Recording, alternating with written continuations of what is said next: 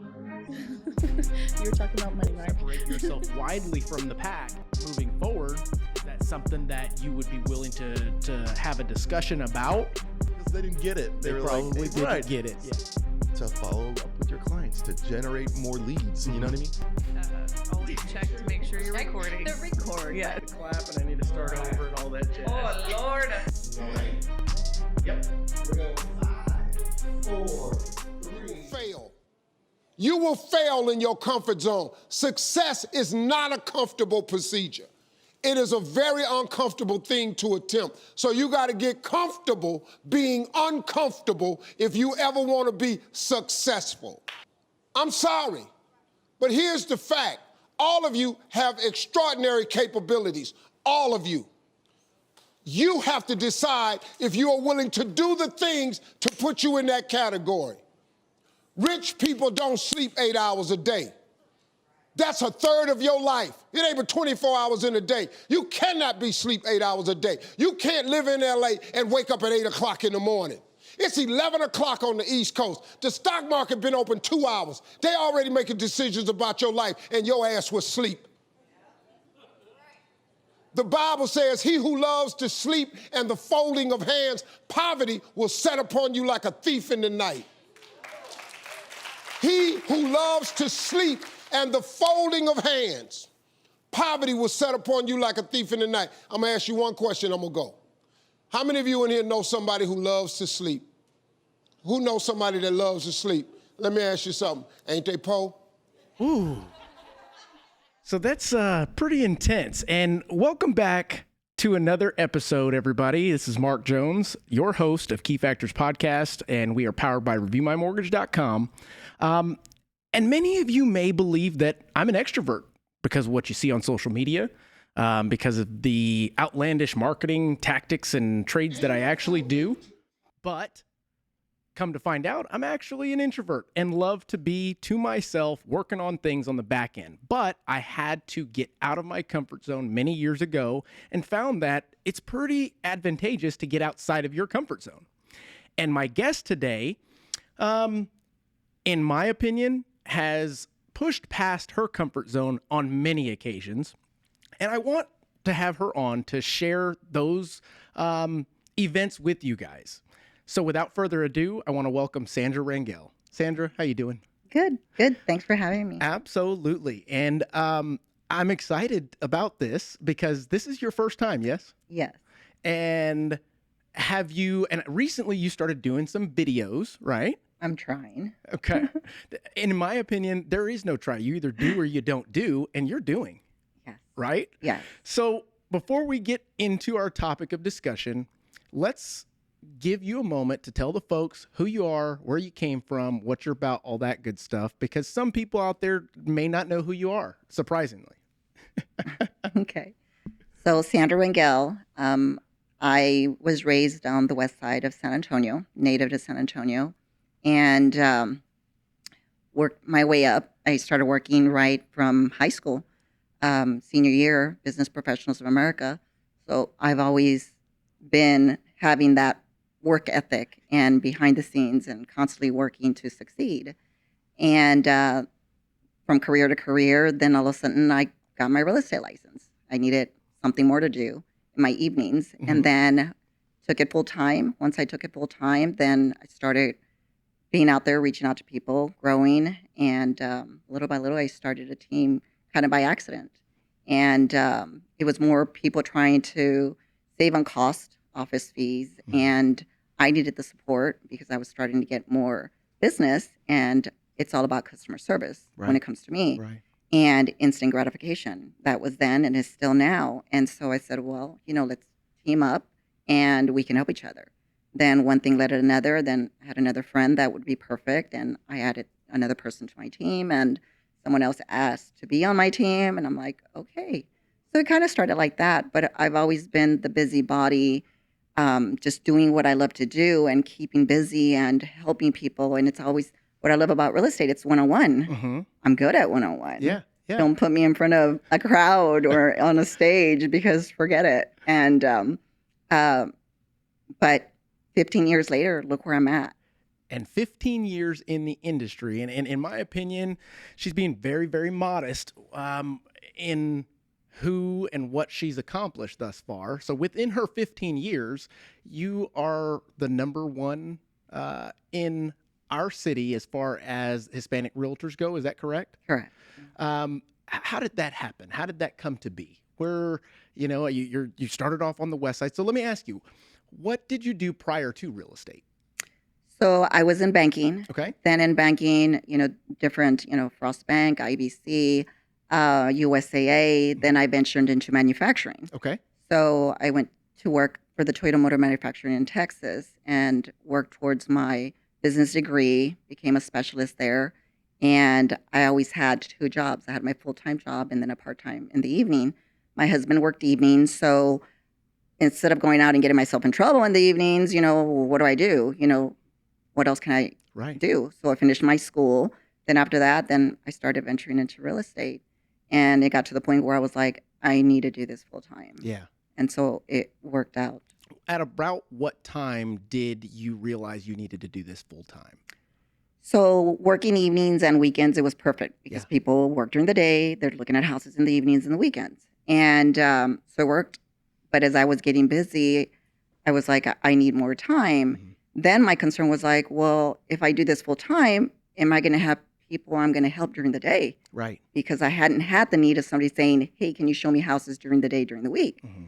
And so once I transitioned over, it started picking up where then I had clients that were off during the day, during the week, and I was kept busy. And so it started being okay. Right. But at first you're like, am I going to have enough business to Quit take it my on full job. time? To quit my job, take the Exactly. leap of faith and go, I'm all in 100% commission based on me. But I was lucky that Toyota at the time was giving severance packages because Okay. they were cutting back on overtime. And, that was slightly, the down market. Right. And since a lot of people were brought on with, you're going to get overtime, time and a half, now Toyota felt that they're putting their employees in a certain situation. So they gave us options, Okay. Either time off, retirement package, 6 months of severance package. And I came in from the bottom. I wasn't given a certain package in the beginning. So I worked my way up. Mm-hmm. But they also brought that opportunity to me. And so I was like, oh my God, this is perfect opportunity for me to take this package and run with something I'm already good at. Sure. My husband was like, I have faith in you, but the market, Right. He was concerned about the market. And I was like, we don't have kids. We're okay. Mhm. We're going to be good. And Right. he's like, okay. And so once, they were expecting a yes or no, you're taking the package or not, I took it, and it's the best thing I ever did. And I feel that was the perfect opportunity for me to take this full time. That's awesome. That's all. 15 years later, started Yeah. from where you were. Now you're here. Yes. Right. Sitting on the podcast, doing something totally outside of your comfort zone. Exactly. Growth. And not scared to continue to step outside of that bubble, just kind of like Steve Harvey just talked about. Nothing really happens inside of the bubble. And there is an article that I read recently that talks about us as humans getting into a routine. And a lot of folks preach routine, routine, routine, but there is no growth within a routine. Mm-hmm. And it gives an example of you driving to work every single day. At times, you'll start to get in your car and then all of a sudden you're at work. And it's like, what happened in between there? Nothing, because it becomes this minutia of repetition that you don't get any kind of stimulation in your brain from, that doesn't allow your creative side to come out. That doesn't allow any of the things that breed growth to actually grow. And I thought it was pretty telling looking at agents, lenders, anybody self-employed, in my opinion, that if you are planning on doing something like that, you're going to have to get uncomfortable. You're going to have to fail. And a lot of folks are scared of failure. When you got into the industry and then made the leap of faith to go full time, were you terrified of failing? Yes. Yes, because I'm leaving a corporate job, that helped me get my degree, and I'm just going to leave that all behind to go into real estate In a down market. in a down market. It's crazy. Yeah. But you did it. But I was like, I've always been a workaholic, and I felt like, you know what? If I work hard, I continue my practices, Mhm. I will be fine.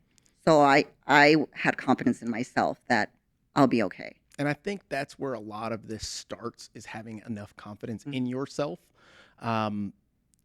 I can say having a great support system, but there's a lot of folks out there that don't have that support system. But it can be overcome by believing in yourself enough, Mhm. I think. That being the case, when you transitioned, what was that like when you transitioned from part-time to full-time? Were you focusing on just buyers at the time because it was still new to you? What was that like? Well, the thing is that I felt I had more control with buyers. Okay. I loved buyers in the beginning. I still Mhm. love my buyers now. Sure. But in the beginning, I really didn't care to have listings because I felt, how can I make the public come and view my listing? How can I make that agent bring their buyer to my listing? So when I had a buyer, I love a challenge. Buyer tells me, what do you want? What time frame, what price, all that. Give me your wish list. I'm going to go find it. Yeah. So that's the mentality I had, is like, you tell me what you want, and I will do whatever I need to take, to make get it happen. Make it Yeah. happen. And that's a mindset of finding a way, not an excuse. There's a football player or athlete that I once listened to speak, and his whole philosophy is find a way, not an excuse. And I think that folks don't take that as literally as they should. Find a way to make whatever it is your goal happen. Like you said, believing in yourself has to be the first part in that. Absolutely. It's a tough task to put the weight of the world on somebody's shoulders and say, go out there and be somebody. Yeah. Right? Mhm. So having the support system, your husband in place, was that something that definitely helped you through getting uncomfortable? Because we're going to go on to a couple more situations to where I want to see what the uncomfort level in each milestone was like. But at that time, you'd mentioned he was like, go for it. What was that like? I think that part was fine because I'm still dealing with the one-on-one with the clients. Mhm. It's not until I started getting to the point where most of my business started becoming a referral. Mhm. Oh, so-and-so needs to sell. I started building up my listings because of referrals, Sure. not because I solicit to sell. Because I felt, if I'm going to tell you, Mark, I'm the one to sell your home, then I'm holding myself responsible that I have to sell your home Sure. because I told you. That's, I guess I'm old school, where a handshake, I'm going to do the job Right. because I'm the one. So if I'm going to tell you I'm going to do it, then I need to do it. So whenever it came as a referral, people are already saying, oh, she's great, she's good at what she does. Then that barrier wasn't there, and it was comfort, And once where I actually was being interviewed, Okay. then that's where the discomfort came. And I had to make sure I had my data, how I'm going to sell myself, because now I have to prove that I'm good Absolutely. versus somebody telling them that I'm good at what I'm doing. Yeah, that's So then that was, in a sense, the first time getting out of your comfort zone, because absolutely, it makes perfect sense too. I mean, and there's going to be plenty of new to the business realtors listening to this, wondering, when am I going to hit that first level of uncomfort? Because thus far, I think I'm doing all right. And in my opinion, if you haven't gotten uncomfortable yet, then you're not trying hard enough. Yeah. You're not pushing far enough. Because we as humans, it's incredible the things that we're capable of. If we believe in ourselves, we've got a plan put in place, and we go and put that plan into action. But yeah, I mean, that's totally, I can see that being, wow. Now, this one doesn't come with that inherent, I'm the expert, I can already do the job. Now I've got to sell myself, right? Yeah. So what were the things that you used to get through that? Because I'm sure after the first one, it wasn't the last one, correct. or you wouldn't Yeah. be Sandra Rangel. It's just basically preparation and being confident, when you go to any appointment, is knowing your market, knowing the data that you're going to present, and standing behind it, because obviously sellers are going to say, my house is worth this much. And you just have to let them understand that this is data that I'm pulling. This is the history.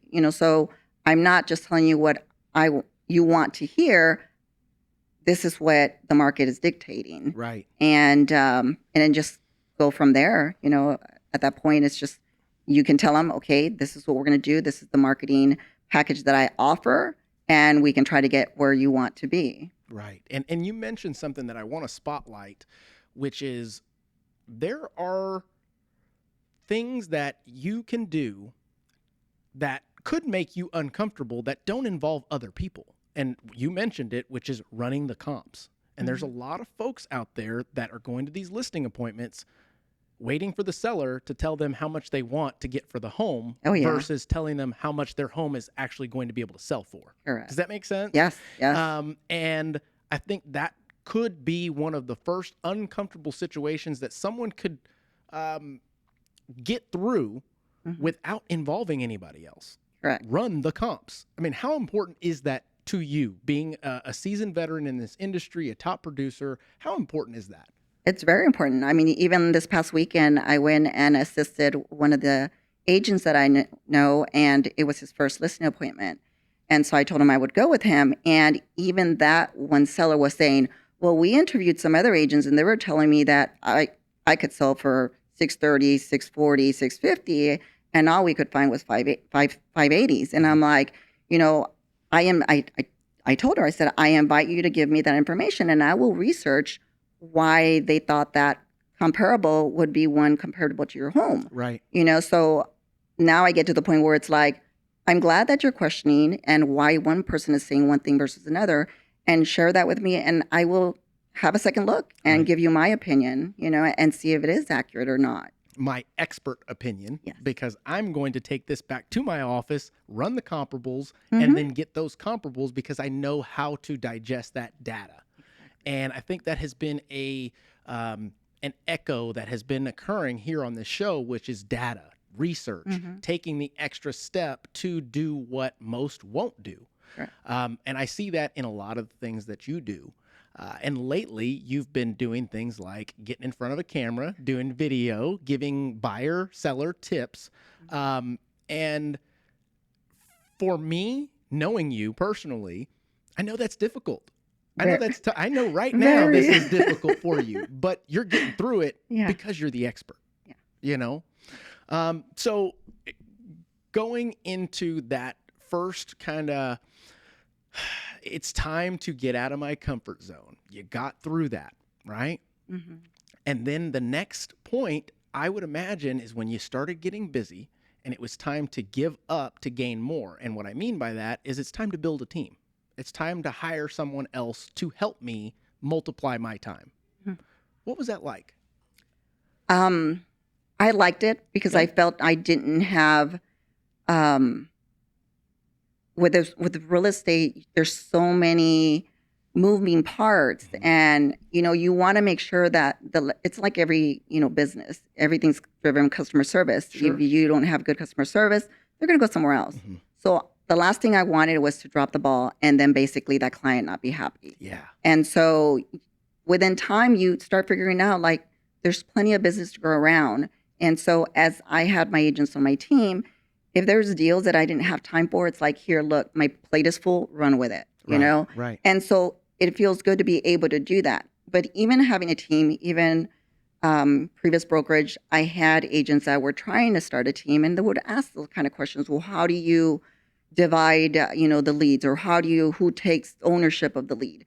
If you dwell on that, then you're not looking at things right, to where I was like, you know what, if they built that relationship, that buyer or seller is going to have that relationship with that agent. How can I keep that lead, as in-house to say, well, any leads that come in here, either you work them or not, they're going to all be mine. If you leave the team, they're staying with me. That's not going to work. It doesn't work that way. And I think that if you already start building that environment, feeling like, you know what, being fair and just like, hey, let's go out there and service the best we can. And I think by doing that, it kind of eliminates some things for me to do. But then you basically help your team, help with your success. Yeah. Then there comes the next uncomfort, where then you start being recognized. And then you starting having to do a speech. Oh, yeah. We're like, no, I don't want to Hey, have get to. up there and do this for me. I don't want that one, award because I have to do a speech. Oh my God, that was the next Really? nerve breaking. Yes. What was that like? Oh, it was nerve breaking, and also too because I'm very, I'm very open. Like if you ask me questions, I'll share my business, my life, whatever. But when I have to dig deep about how I was raised, Yeah, it makes you more emotional. for sure. So having to share part of that, for the NAHREP, the first time I got number one, it was hitting home. Yeah. And so it was like, okay, where's the tequila shot? I'm like, I need to loosen up. And, but it was different. And it's like, I'm being pushed to push me out of my comfort zone. And I'm trying to accept it. That's awesome. And sometimes you do need that little push. Yeah. Kind of like a Mark Jones that kind of keeps poking at you like, you can do this. You can do this. And now, before I continue forward, I want to go back to the building of the team piece, because a lot of folks ask me how you build a team. And we've talked about it on this show before with other guests, and each answer is a little bit different, but they all kind of have the same core, which is I figure out what it takes for me to do me, and all the other things I try and delegate or eliminate from my process. What was that like for you? Because it sounded like you took a leap of faith, made a decision, and ran with it, and it worked. Yeah, I tend to do that a lot. Yeah. Where I have something in my mind and then I'll run with it. I feel like if you dwell on it too much, then it's not going to happen. Me, of course, a lot of people that are trying to start a team, sometimes financially they can't, add staff. But I started it with a part-time assistant, 4 hours, a day, maybe 3 days out of the week, just to see how much could I give her from my plate that she could do, not being licensed. Right. And then once you saw that, I'm giving her more, I can give her more, then you start adding them. If you get someone that's, flexible with the time, it worked out for me. And that's how I started first. Definitely, I think, an assistant. Because a lot of people are saying, oh, get a TC. But a TC, if you're just paying a flat fee for a TC, all they're doing is contract to close. But you need to understand, you need somebody to do all the little extra things that a TC is not going to do, because that might be taking most of your time more than the TC work. Absolutely. And so I think, in my opinion, that it really helped me having that TC, that assistant first. And then with time, I transitioned through a few. I did try the transaction to close TC as well, but I felt that I really needed more a full-time person versus just someone transaction to close. So I really think that if somebody has the means, then hire someone. Right. Having that person. Right now I have a full-time assistant / TC and a part-time college student helping me with marketing and other things. So it works. They're on salary, and I don't feel that once they're done with that transaction, then that's the end of it. Right. No, and that's great. And let me ask you, so I have a philosophy on teams, building teams, when you need a team, etc. But when you made the decision to add a team member, was it so that you could do less, or was it so you could actually do more? It was more to help me with, because at that time when I first came in, I was buying some leads. I was part of this one called Market Leader. Okay. I think Zillow bought them out, but Yep. they were really good. And so they were sending me leads constantly, and I wasn't one to cold call or door knock. Okay. So in the evenings, I was doing all my prospecting, with the system. And during the day, I was doing my showings or whatever, out in the field. So out in the field was during the day, evenings was my prospecting. No problem with me because my husband works nights. Right. So didn't get home till like 10. So I could use my evenings to prospect 2-3 hours, a night. No big deal. It's not like I had to cook dinner and, take care of the kids and all that. So in the beginning, it's perfect. I threw myself in my business. And so I set the foundation to where I needed to. Now, obviously, it's like your time, you have structures and adding and things like that. But I think in the beginning, if, I see so many single guys or girls, and I'm like, right now, you should be killing it. You Right. don't have those responsibilities. It's like, take advantage of it and not be, oh, well, I need to have my 1 hour at lunch, and I need to have my gym time. I need to have this and, time blocking those things, your business first. Yeah, your priorities are out of Then, whack, sounds yeah. like. And so, when I get a hold of someone young like that and I'm like, okay, what are you doing all day? Give me your schedule and I'll tell you how to fix it. That's awesome. But I think that's really important, especially in the beginning when you're just starting real estate, because everyone thinks it's so easy. No, it's not easy. You have to put in the hours. Yeah. It's not, I tell everyone, you put in 40 hours for corporate. Why are you not putting 40 hours for your own business? Good point. Good speech. That's going to be like a can right there for sure. So my philosophy, and I follow what Gary Vee kind of has to say about teams and building a team, it has to do with talent versus numbers. Mhm. And he basically says there's no reason to add people to your team to solve an equation that's not working. Mhm. Get your business to where it's actually working. Whatever you're doing, it's working, and you just don't have the time now. So the team member is intended to give you back more time so you can go do what you do best. Correct. You're probably not the best, just like me, at doing paperwork stuff and things. I don't want to do office stuff. I want to go meet people, shake hands, kiss Yeah. babies, that kind of stuff. Close deals, make commitments to people. I mean, I can continue going on what we do, but the idea behind it is there are some folks out there that will add team members to appear like they are growing, to appear that it's going to help their business, and their business wasn't already doing well to begin with. Does that Correct. kind of follow? Correct. Whereas in your case, what you were doing was working. You were busting your butt and maximizing your time as much as you possibly could, and went, okay, I can't do this by myself anymore. Correct. And then delegated the things that you knew you did not actually have to have your hand on to someone that you could train, coach, mentor. And I'm sure, just like myself and all the others that I've had here that I've talked about this with, we're constantly shifting, recreating, losing folks, replacing folks. Constantly evolving. There's Constantly. always change. Like, I'll have people, all this time, come and go, agents. And the good thing with my team and my past team is that we're still friends. Right. And I always tell anybody that comes on my team, say, look, while we're working together, let's go out there and help and do the best things we can do. If you feel it's time for you to, leave the coop, then let's find an exit strategy. I mean, there was one agent, I think you know him, Jacob Delgado. Yeah. When he came on my team, he left the new home sales because I guess that builder had left San Antonio. And I had him come and talk to my broker. Oh, yeah, great, come talk to my broker. Well, I didn't realize he was going to ask me to, hey, well, I want to be on your team. But because he wanted to learn, because he wanted to start a team. Sure. So we set like a timeline, okay, a year or two, and then he's going to phase out. But we had that understanding. And I know that there's a lot of teams that they get hurt when a team member leaves and it's like, oh, you learned everything from me and then you leave.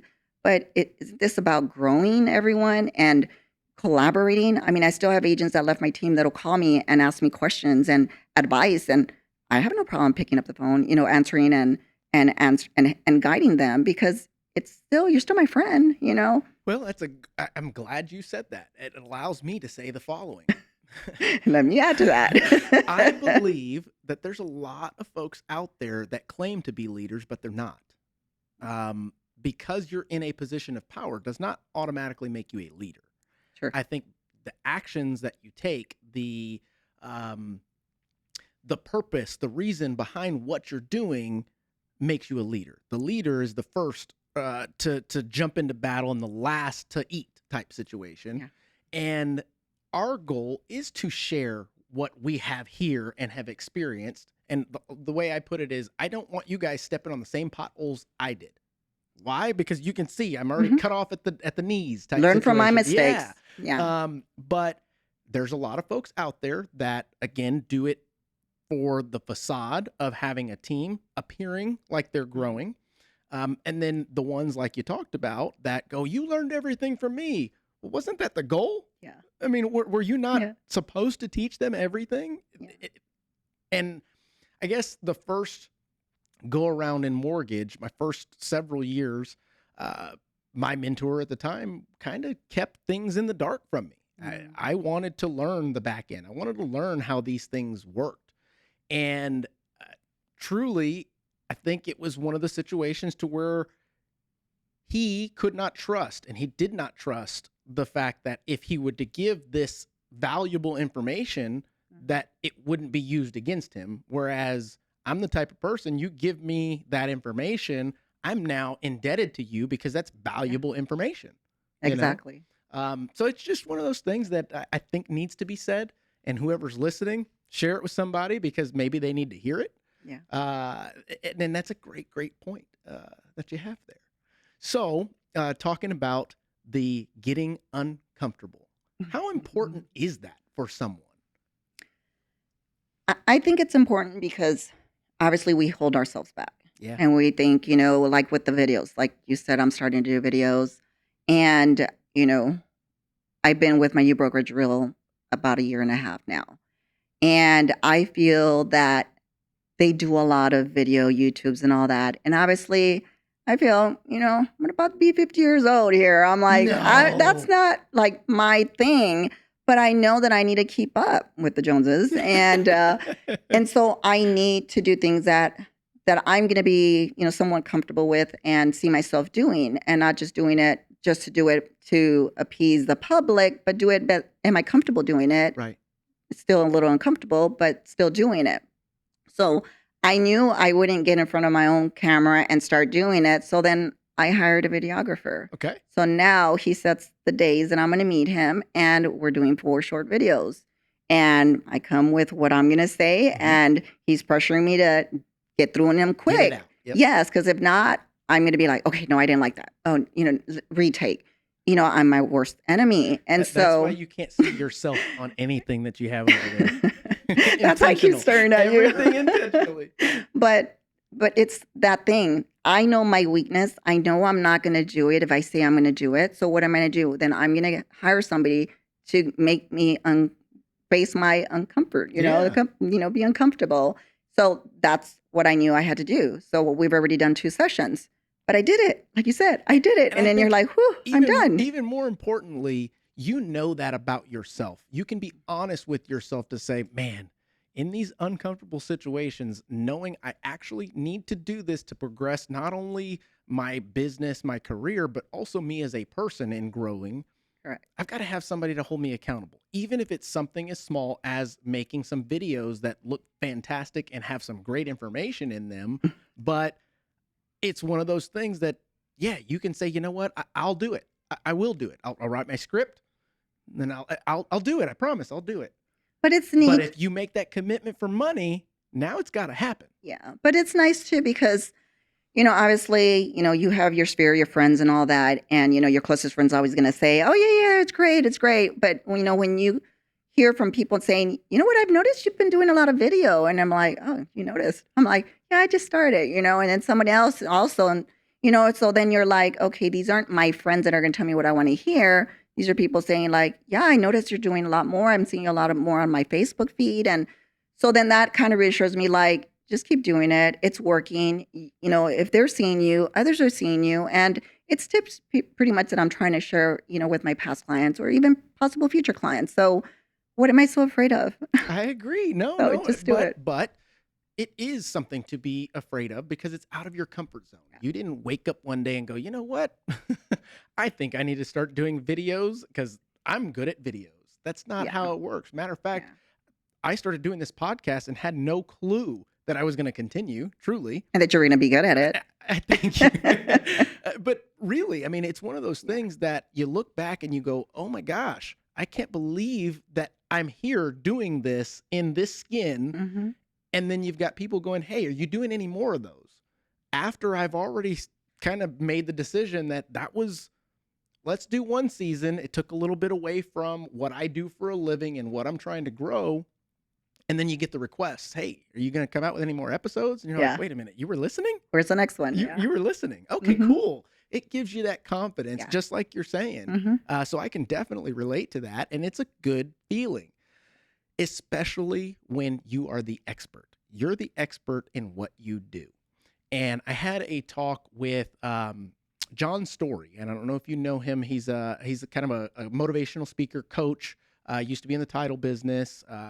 Lives in Arizona, but I had him on the very last episode of the last season, and he talked a lot about cataloging and documenting what you do in a very simple way. And it makes perfect sense because just like you mentioned, these are all topics that you have on a daily basis with your customers. You're answering these questions, you're giving this same advice over and over and over. So why not document it so that you can then catalog it and say, hey, you got a question? Great. Here's my catalog of all the things that you can use to educate yourself from somebody that you know, like, and trust. Exactly. Right? We go to Google to search everything, right? And who knows who's behind Google, you know? Google everything. And I like to say you can find whatever you're looking for in Google, right or wrong. Yeah. So yeah, be careful with that. So I've got an article that I saw. Let's see if I can get to this.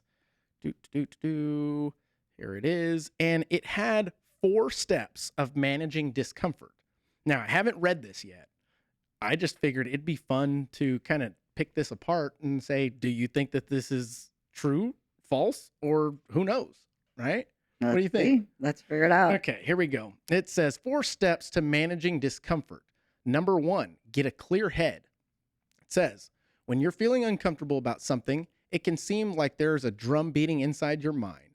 There's no way to make a sound decision when you feel like this. So you need to clear the noise. The best way to do this is different for every person, but it could take a form of reading, a good conversation, an old friend, or a quiet meditation. And I'm going to add to that a shot of tequila. What are your thoughts on that? Perfect example when I was going to do the first videos that we were going to do, and I kept being giddy like I was here when I walked in, like, oh my God. Then I kind of just like, Sandra, snap out of it. Just take a deep breath. You got this. It's kind of like just talk yourself like out of your nerves. Yes. So I think for me would be more the self-talk and being like, you got this. And a lot of folks think because I do this on a regular basis that I'm not nervous at all when I do this. You're not. Most of the time, I'm trying to convince the other person, don't be nervous. That's my get through the nerves, 100%. So sometimes I'm in here and I'm going, hey, don't be nervous, don't worry. And they're like, I'm not. But you know what? That's true. Because it's easy for me to tell someone else to do it and try to calm them and me to add in or jump in because I didn't have time to be nervous. That's so true. So. And that's my technique, truly. And I used to give a lot of speeches and seminars, education classes, things of that nature. And people were like, how are you able to get up there and do it? And truly, it was tough for me in the beginning because I'm not your extrovert like people think. I've learned how to become or be extroverted in situations, but every single time I'm nervous. Every single time. I've used things like holding on to a pen the whole time or playing with something in my pocket. Wow. And now I kind of go into a room, no matter how big or small the room, and start talking to people directly, just instantly. Let's start some conversations. It's like practice. So therefore, it's starting to bring the nerves down. They're starting to get to know who I am, get to know who they are. Somebody tells a funny joke. If they don't, then I will. I mean, and then before you know it, it's time to start. Yeah. And now you're off to the races, right? So I thought that was, I think that is a pretty clear number 1. Clear your head. So number 2 is identify the source. Let's see what this is. It may be completely evident to you what a source of your discomfort is. What you may not be able to immediately recognize is why you feel this way. What it is about the situation that triggers these feelings. Are you terrified of rejection from the first outreach email? Are you embarrassed about being on camera and exploring the videos? Do you need to pitch an investor into suffering from imposing syndromes? It says, I can guarantee that scaling and growing a business is going to be a source of discomfort for a lot of entrepreneurs. Change can be difficult. a difficult pill to swallow for anyone, especially when the business you started that's been operating just fine and growing suddenly needs to change. And that's very true. And then it says, just because you're successful building a small business doesn't mean that you'll be successful in a big business. And this was Robert Kiyosaki that mentioned this. And that's a good point. And then it says, lastly, the key is to recognize where it's coming from so you can legitimize it and act accordingly. That leads to the great rewards. So it's essentially finding the source of why you're feeling this way in the situations. And that one, I don't know if I agree with or if I even go through that, and maybe I should. What are your thoughts? With mine, I think it's more of you know, I grew up in a low, income area. Schools weren't great. I never thought I was going to get my degree, and it was after in life. First one to get my degree in my family. Awesome. So it's like with time, things, you start trying to level up a little bit and do better. So I don't know, maybe it's just the fear that how I come across. Like whenever I have to do something, publish something, I have my past friend, agent, she's a PR, person. I'm like, Priscilla, this is what I'm trying to say. Can you clean it up for me? Yeah. So I just feel like I don't come across polished, because that's not my intent. Sure. Like I can pour into you my feels and you can feel me, Yeah. when we're talking, but to put it on paper or come out like, politician, your proper speech and all that, I think maybe that's my problem, that I feel, how am I going to sound? How am I going to come across? Did I, the point that I was trying to relay, did it come across the way I was thinking in my head? Right. I think I'm just so worried about how it's going to come across. How it's Then I interpreted. think Yeah, that's absolutely. more my fear of speaking and doing all that. And Makes I think sense. that might be my issue. And that does make sense, because in your situation, you are the expert. You've probably been in more uncomfortable situations than most and don't even realize it, because at that time, you're the expert. The question you're asked, the situation that you're being put in is a situation that you've either been through already or you know how to handle mentally. Correct. Then when it comes to starting to open your mouth, you go, oh gosh, did that sound right?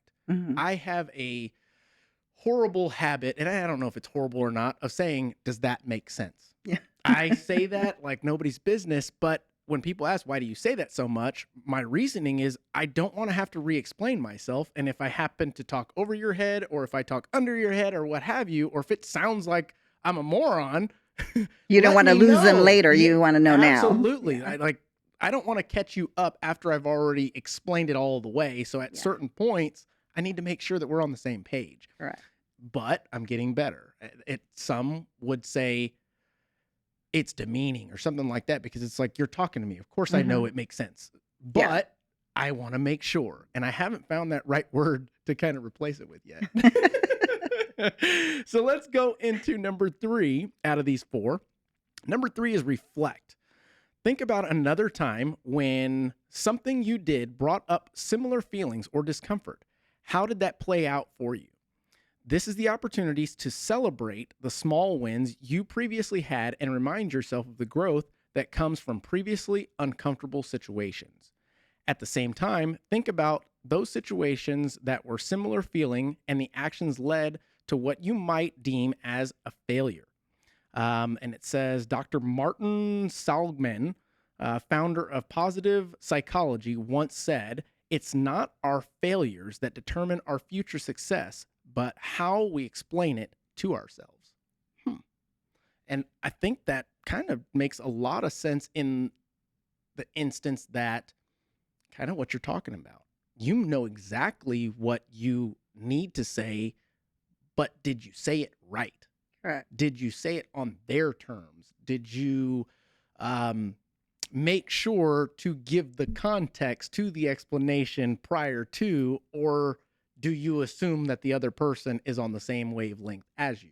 And in our mind, instantly, we're like, dang, I may have not explained that correctly, knowing damn well you did. and you did a great job at it just about every time, but that's just something that we have innate. Would you agree?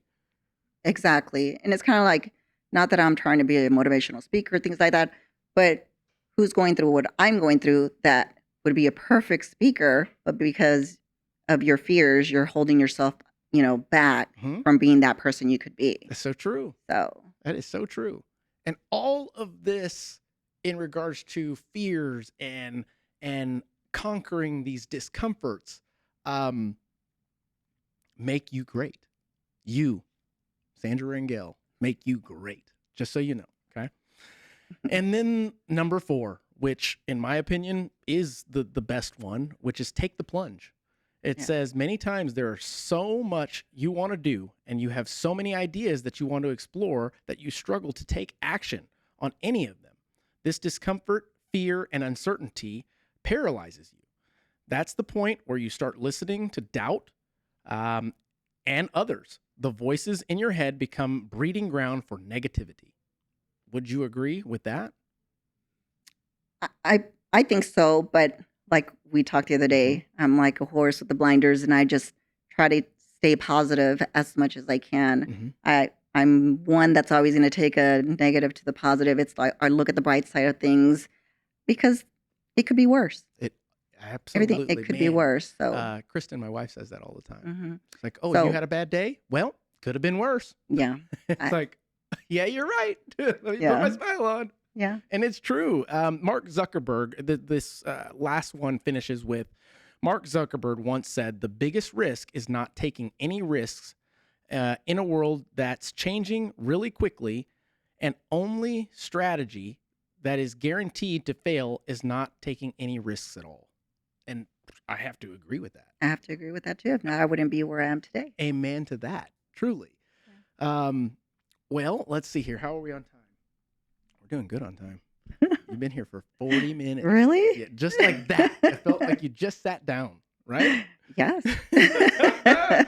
So at this time, I want to see, is there anything that you want to share with our listeners in way of advice, in way of, I'm not going to ask any current market questions, nothing like that. But I will pry a little bit into your business. I mean, you guys have done some incredible things, and you being the leader of the Sandra Rangel team,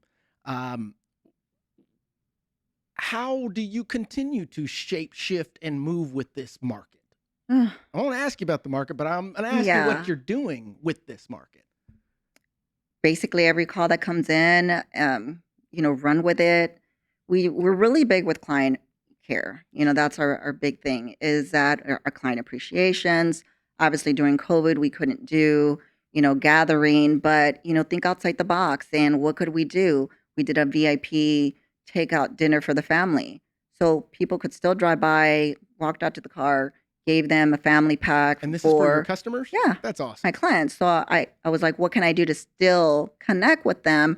And that was towards the end where people were trying to come out that some of my clients were like, well, can we eat in the restaurant? I'm like, absolutely. If you're comfortable with that, we're going to have, a place for people to sit Yeah. too.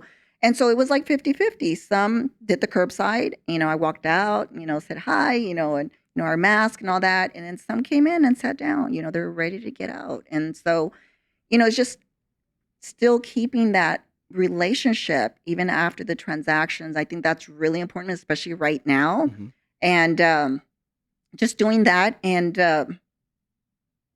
just keep going. You got to keep You got to going. keep going. You can't, like I told you, I don't like listening to the news. I don't like hearing all the negative because if you listen to that, then it's going to bring you down. Then you're going to worry. And then you're going to start feeling like, well, what I do, should I get a job? Should I stop real estate? Because you don't know what to think. And if you're going to let the market dictate how you're feeling and, leave, the real estate and go get a job, then that's not what you should have done. I just look at it as just keep looking forward, keep, hustling and just continue to take care of your clients. And that's why I'm starting to do videos and reaching out to my clients by video, by phone, by, client events. Just had a client event this past, 2 weekends ago. So you get to see them all over again and, just trying to keep those relationships strong. That's awesome. Being able to keep up with them and knowing that you need to do that in order to stay relevant, in order to keep the phone ringing. And that being said, I want to ask you point blank, do you believe that the market is changing? And I don't mean from a sales price or seller buyer. I'm talking about from a real estate standpoint of how you obtain customers. And I know you guys do a lot of referral business, but you've got to do new business or else you wouldn't continue to grow. Correct. Do you believe that our market is changing, has changed, or is the old way of doing things still relevant? It is. I actually was talking to the girls the other day that it's kind of reminding me when I first came into the business where my listings were sitting Mm-hmm. and they're sitting now and not moving as fast as we're accustomed to. Right. That kind of gave you that feeling again, like this is how I felt back in the beginning where I loved the buyers because then I could control it and go and close my buyers. Sure. Because how can I make these, agents bring their buyers to my listings? So it kind of gave me that feeling that it's reminding me from when I first started in the business. Right. So same thing then, you just have to kind of move things around and start shifting more with your buyers and still have your sellers. But, I think also it's hard that these sellers are transitioning from this shift to list. Mm-hmm. So when you're telling them about how they should be pricing, they're still thinking the mentality when it was a seller's market and the multiple offers, a few months ago. So right now, the listing agents are feeling that growing pains, Yeah. and that's what I like to call them right now, that I'm having to grow with my seller to explain to them, like, listen to me, like I told you, and had one seller where we had a full offer 2 days, the first buyer then said, oh, we listed too low and I'm not accepting the cash, offer. Then we raised the price and now 3 It's months sitting. later it's sitting. Wow. So it was during that transition and I'm like, oh, why did we do that? But it's, they understand and they're like, oh, I know I should have accepted, but let's not, Right. go there, let's move forward. So you're trying to help guide them, but it's just like, but I told you so, Yeah. That's like, difficult. and I think that's the hard part with, having listings, educating these sellers because you do, but helping them understand, like, I'm not just telling you to price it low to get it sold quick. We shift it, Yeah. now there's a lot of things that buyers are a little uneasy and, should they wait, should they not? And so that's what I'm seeing. Right. There is change. Yeah. And So the fact that you've got a couple of listings sitting, and I think you mentioned it just a moment ago, but I want to make sure that I get a clear answer on this is, do you believe it has a lot to do with price as to why they're sitting? Or do you believe that it has to do with a seller that is not as serious as they appeared to be, if that makes sense? I think, hearing from different agents as well, I think there's a mix Okay. because I have that one high dollar one Yeah. that happened. Then I have another one, which off of 604 and Bandera, great area, gated community. We priced the higher end of it, but not overpriced. Well, we've already done 2 price reductions. Eesh. So now we're like 20,000 below. Well, why is it not moving? Right. Nice clean home, gated community, great location. Why is it not moving? Mm-hmm. So That's a what good do question. I Yeah. blame it on? So I have both You're now sides 20 of it. 20 grand below what the market is telling you it should come in at.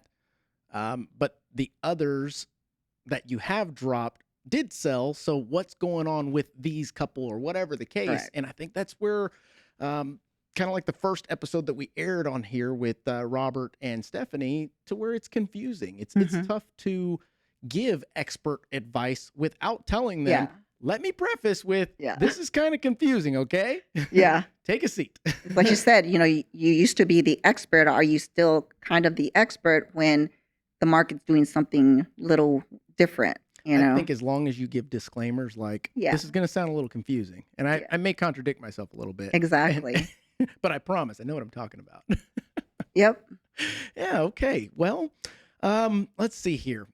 I don't want to grill you on much. I think this has been a fabulous conversation. I Thank think you. very insightful and I think that it gives that realtor, that lender, that even person starting their own business a little bit of confidence to see and hear about your background, how you became who you are today and who you're still growing into.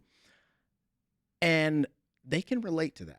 I think a lot of folks can relate to that because they only get to see the numbers. They only get Yeah. to see the listings. They only get to see the Facebook posts that most of them prior to recent were very still pics, right? Now it's action.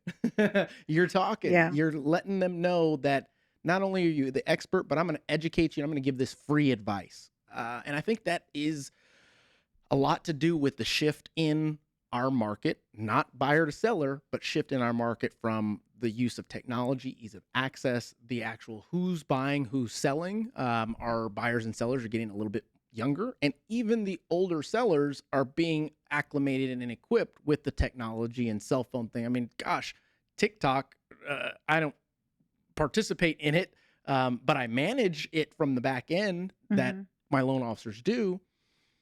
But I think a lot of folks are getting into that kind of stuff. And is it to fill their time? It doesn't matter to me, but as long as they're using it, great, we're going to be on there too. Exactly. But it shows that our market is changing. The way that we do business is changing. You need to keep up. And you've got to keep up. And in order to keep up, you've got to get uncomfortable. Absolutely. Right? Absolutely. So full circle. I think we can wrap this up, but I want to give you a moment to give the listeners any kind of advice, whether it be advice for new realtors to the business, whether it be advice for agents out there, other Hispanic agents. I mean, the floor is yours. What kind of advice would you give? I would just say, reach out to different people. I know I've reached out to many successful teams even now, and you're always learning. And I don't know of any agent out there or any team lead that if somebody approached them and say, hey, can I have a few minutes of your time, I'm sure they probably would be very fascinated by like, oh wow, you want advice from me, to see what kind of advice they can share. And if you're having struggles, I know I'm still growing and struggling. I've reached out to some team leads, and they make time to talk to me and tell me how they're working their business and how maybe it might work for me. So I just think don't be afraid to ask, another agent. I don't know of any agents out there, at least agents that I talk to, that are too good to make time to answer some questions to a new agent or a seasoned agent. So, And that's great that you say that because some people need permission. Yeah. Sometimes people need permission from themselves to say no to certain things. And you're giving them permission right now to do exactly what we do all the time, which is don't be scared, get out of your comfort zone and ask the other side. Reach out for your lifelines. And in most cases, I've found that someone that is an expert, someone that is in the position that you're intending to learn about, they're more than happy to share. Absolutely. It's like, hey, thanks for asking. I've been trying to tell this stuff to my wife and she just won't listen or whatever the case, but you've only got so many outlets to be able to express and give back what you've experienced. So I'm glad that I'm going to continue this platform to be able to do that for other people. Awesome. And I think that the key factors that we can take away from this are definitely getting out of your comfort zone is not easy. It's not intended to be easy. That's why at the end of that, it's called growth. You are now a better person, a faster person, a much more knowledgeable person. But keep in mind, once you grow past that initial comfort zone, you've now got a new bubble that you need to push past yet again. I think with the nuggets that we have in here, people can actually take this and apply it to what they do. I want to give you the opportunity to let folks know how they can get a hold of you should they need to. How would they do that? You can go to my website, sandrarangel.com, or Instagram, Sandra Rangel 2018, and go like my page. There and you go. my cell number 210-334-7717. If you need some words of wisdom, advice, feel free to reach out. There you go. So guys, I really appreciate the feedback that we're getting on these episodes. I will continue to get out of my comfort zone to provide you guys with enough value that hopefully can change your life. Thank you for tuning in. We'll catch you on the next one. Thank you.